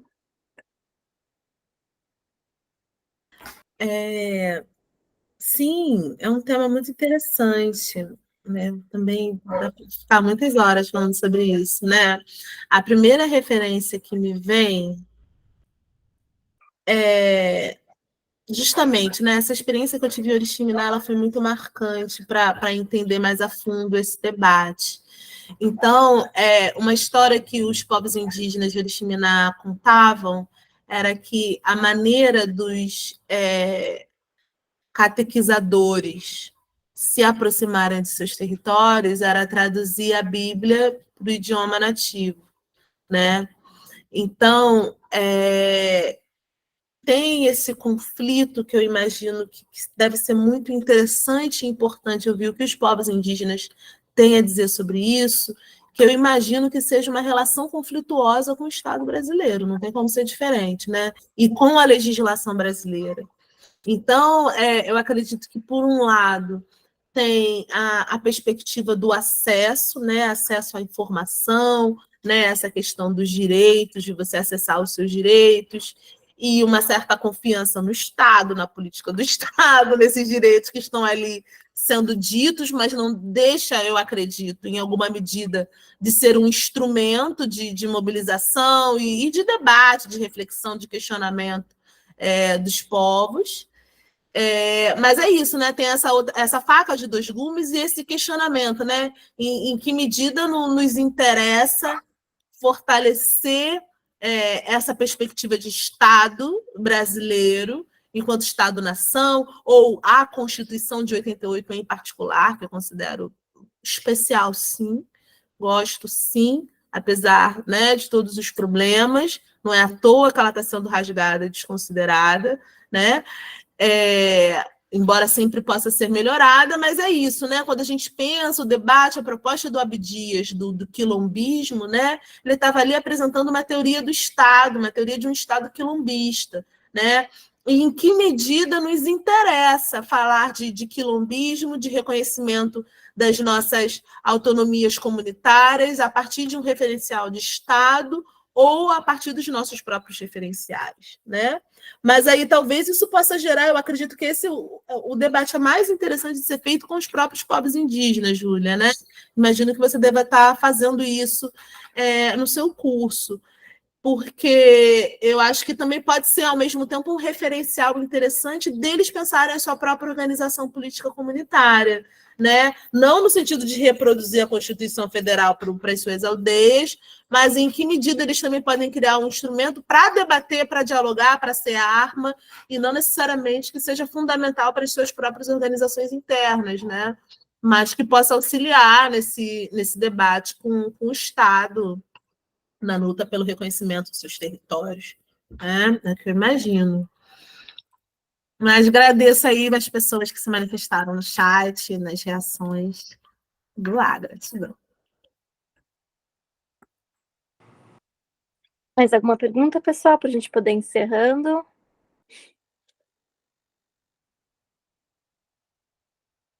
Não? Bom, Aline, então, em nome de todos aqui e dos que vão assistir ainda, a gente agradece muito esse momento de partilha, de alargamento das perspectivas e dos pensamentos aqui, e que a gente possa se encontrar mais vezes, né? Que esse diálogo, como já disse, que esse nosso encontro seja só o começo. A gente agradece muito e agradecemos também a presença de todos. Caso tenha alguma dúvida, é só entrar em contato com a gente por e-mail. Gratidão, gente. Prazer imenso. Gratidão, Lorena, Júlia, todas as pessoas presentes. Foi um prazer. Seguimos em contato. Grande beijo. Boa noite. Gratidão, Aline, organização. Boa noite a todos. Boa noite. Boa noite. Vamos para a Bahia, Aline. Julho. Ai, bora, Morena. Você vai me mandar o seu contato e a gente vai fazer isso?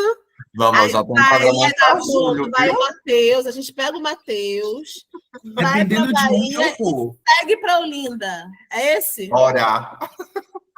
Fechou, eu quero. Olha que ela gravou, hein? A Júlia que é a testemunha aí Pronto, na está organização. documentado. Gente, eu aceito, tá? De verdade. Então fiquem à vontade para, se quiserem fazer essa ponte, estamos aí. Eu só vou querer um acarajé, Aline. Boa noite.